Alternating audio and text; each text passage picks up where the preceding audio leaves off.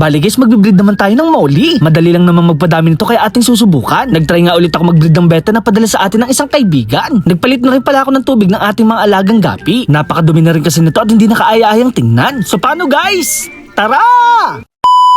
Maligayang Pasko nga pala sa inyong lahat. Ngayong araw nga pala guys ay nagpalit tayo ng tubig. Marami kasing namatay sa ating mga Molly at pinakain ko na lang to sa ating mga crayfish. Imbis na itapon nga ibinigay ko na lang sa kanila para mapakinabangan. Karamihan nga rin pala sa kanila ay nabenta ko na. Bawat bata nga pala na pumupunta dito ay bumibili ng isda. Magpaparami nga pala tayo ng PKBM. Marami kasing magaganda dito na pwedeng ipang materials. Katulad nga pala ng gapi ay madali lang din sila magpadami. Haluan ko nga pala to ng mga sunkiss para kahit papano nga ay meron kakaibang kulay na lumabas. Hindi nga ako ganun kagaling mamili pero pinili ko na yung pinakamaganda. Naisip ko nga na dito natin sila ilalagay sa luma nating paso. Ilang beses na nga pala ako nakapagpadami dito ng gapi kaya subok ko na to. Kahit hindi na nga pala tayo maglagay ng filter dito ay kusa nang lumilinaw ang tubig. Kusa na nga rin nagde-drain ng water to at banto na lang tayo ng banto. At kung suswertehin ka naman ay meron pang libre tong oxygen.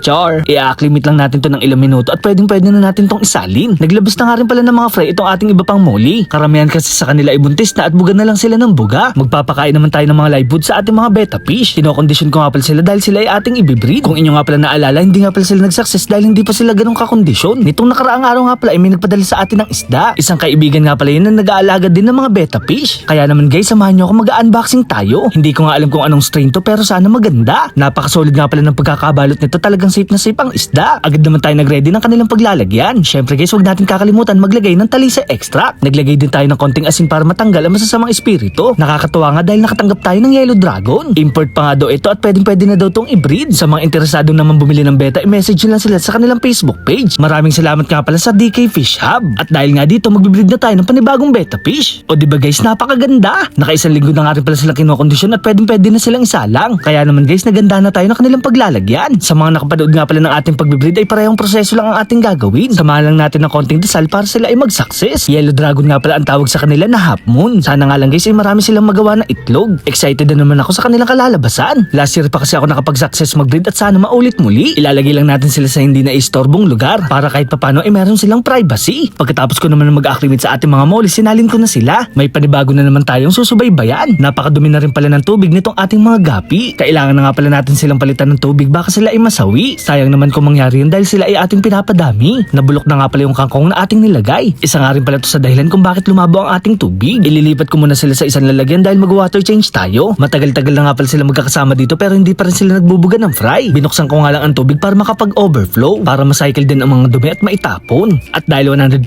ang ating tubig, maglalagay tayo ng water conditioner. Ito nga pala ang ginagamit namin mga fish keeper para anti-chlorine. Huwag nyo rin sila basta-basta isasalin para hindi ma-water shock. After 30 minutes nga, pwede na natin silang pakawalan. O diba guys, napakagandang pagmasdan. O diba guys, napakalinaw. Nangingibabaw nga ang kulay ng ating mga isda. At para sa anti-stress naman, maglalagay tayo ng talisay leaves para maging natural nga din pala ang kadalang tubig na para bang totoong habitat. So paano guys, hanggang dito na lang. Maraming salamat sa panonood.